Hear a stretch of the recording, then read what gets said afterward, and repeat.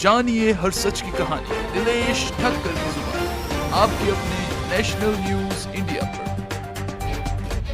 Sudarshan news उनका channel है। तो प्रेमानंद जी महाराज और अनिरुद्धाचार्य जी को लेकर डिबेट चल रही थी, तो उसमें भी संत आसाराम जी बापू का नाम लिया गया और अनिरुद्धाचार्य जी के शिष्य ने कुछ कमेंट किया होगा कि भाई आज हमको भी समझ में आ रहा है कि आसाराम जी बापू को भी फंसाया गया इसी तरह। एक ने लिखा है कि मैं अनिरुद्धाचार्य जी का भक्त हूं, लेकिन अब मुझे समझ में आ गया कि आसाराम बापू को फंसाया गया होगा। आपकी बात अब मुझे समझ में आ रही है, बताइए। तो सुरेश जी ने जो बात कही है वो बात 12 साल पहले भी उन्होंने कही थी, अपने चैनल पे कही थी, खुले आम कही थी कि बापूजी निर्दोष हैं और इनको फंसाया गया है। ईसाई मिस्रियों ने के टारगेट किया इनको इसलिए फंसाया गया क्योंकि धर्मांतरण के विरोध में बोल रहे हैं, ये ईसाइयों की घर वापसी करवा रहे हैं। आज वही आग बढ़ते बढ़ते बढ़ते बढ़ते धीरे धीरे करके जो अन्य हमारे समाज के संत समाज के लोग हैं या कथावाचक लोग हैं, उनके शिष्य अब उनकी समझ कि उनके गुरुओं के ऊपर जब ये बात सामने हो रहा, घटनाएं घटित हो रही हैं, तब उनको समझ में आ रहा कि हाय ये तो उनके साथ में बड़ा गलत हुआ था। जो संत समाज से जुड़े हुए लोग हैं उनको मैं जगाना चाहता हूँ, भैया तुम भी जाग जाओ। नहीं जागोगे तो आज बापूजी के बाद नंबर प्रेमानंद जी का आया है, अनिरुद्धाचार्य जी का आया है, कल किसी तीसरे का आएगा, फिर चौथे का आएगा, पांचवें का आएगा। क्या तब जागोगे क्या? जो पेड मीडिया बैठी है उससे सावधान जाओ, विदेशी जो शक्तियां जो हमारे संस्कृत तोड़ना चाहते हैं उनसे सावधान रहो, और उनसे जो लोग जयचंद बैठे हुए मिले लोग जो हैं, चाहे वो सत्ता में या सत्ता के बाहर हों, उन सबसे जनता को मैं विशेष रूप से प्रार्थना करता हूं, सजग और सावधान रहो, अपनी संस्कृत के प्रति वफादार बनो, अपने गुरु के प्रति वफादार बनो, अपने संतों के प्रति वफादार बनो, तभी तुम्हारा कल्याण है। वरना तो नरक की यात्रा भैया खुली हुई है, उसमें कोई दो राय है नहीं। सुदर्शन न्यूज जो है, तो सुरेश जी ने जो बात कही है वो बात 12 साल पहले भी उन्होंने कही थी, अपने चैनल पे कही थी, खुले आम कही थी कि बापूजी निर्दोष हैं और इनको फंसाया गया है। ईसाई मिस्रियों ने के टारगेट किया इनको और मीडिया के माध्यम से किया है। तब आम जनता को दूसरे साधु संतों के भक्तों के समझ बात नहीं आ रही थी।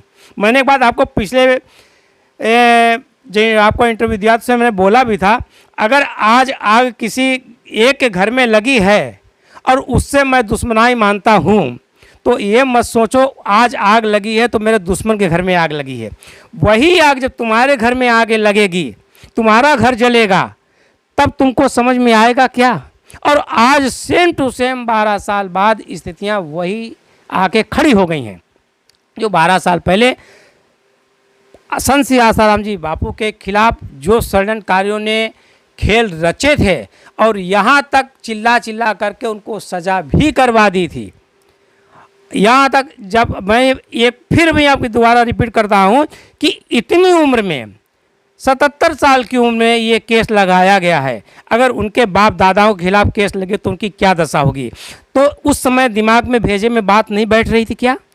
आज वही आग बढ़ते बढ़ते बढ़ते बढ़ते धीरे धीरे करके जो अन्य हमारे समाज के संत समाज के लोग हैं या कथावाचक लोग हैं, उनके शिष्य अब उनकी समझ कि उनके गुरुओं के ऊपर जब ये बात सामने हो रहा, घटनाएं घटित हो रही हैं, तब उनको समझ में आ रहा कि हाय ये तो उनके साथ में बड़ा गलत हुआ था।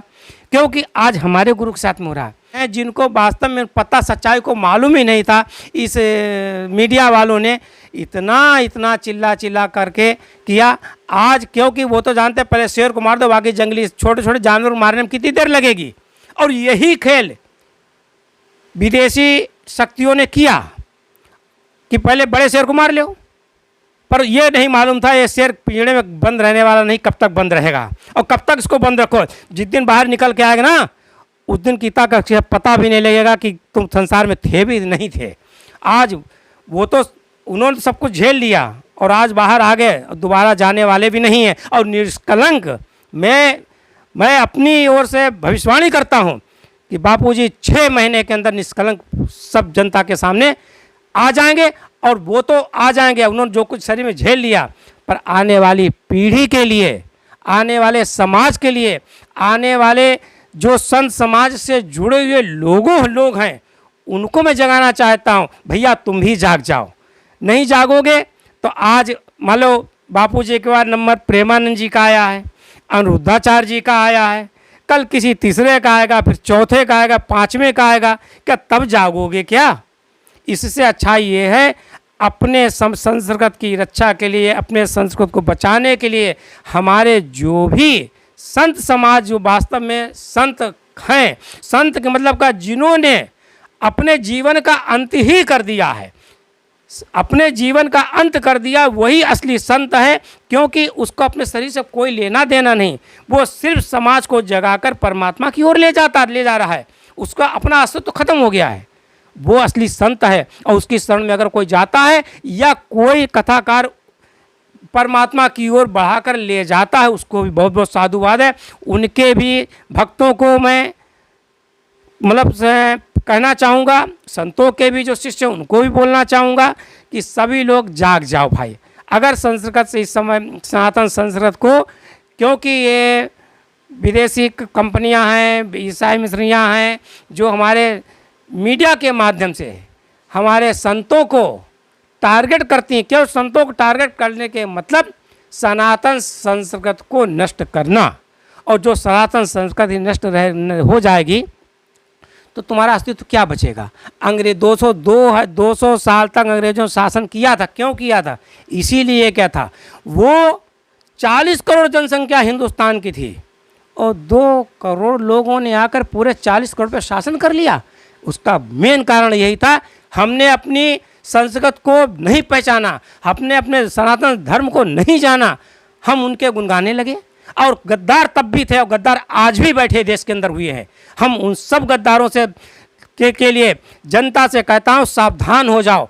जो पेड मीडिया बैठी है उससे सावधान हो जाओ, विदेशी जो शक्तियाँ जो हमारे संस्कृत तोड़ना चाहते हैं उनसे सावधान रहो, और उनसे जो लोग जयचंद बैठे हुए मिले लोग जो हैं, चाहे वो सत्ता में या सत्ता के बाहर हों, उन सबसे जनता को मैं विशेष रूप से प्रार्थना करता हूँ, सजग और सावधान रहो, अपनी संस्कृत के प्रति वफादार बनो, अपने गुरु के प्रति वफादार बनो, अपने संतों के प्रति वफादार बनो, तभी तुम्हारा कल्याण है। वरना तो नरक की यात्रा भैया खुली हुई है, उसमें कोई दो राय है नहीं। जानिए हर सच की कहानी दिनेश ठक्कर की जुबान, आपके अपने नेशनल न्यूज इंडिया।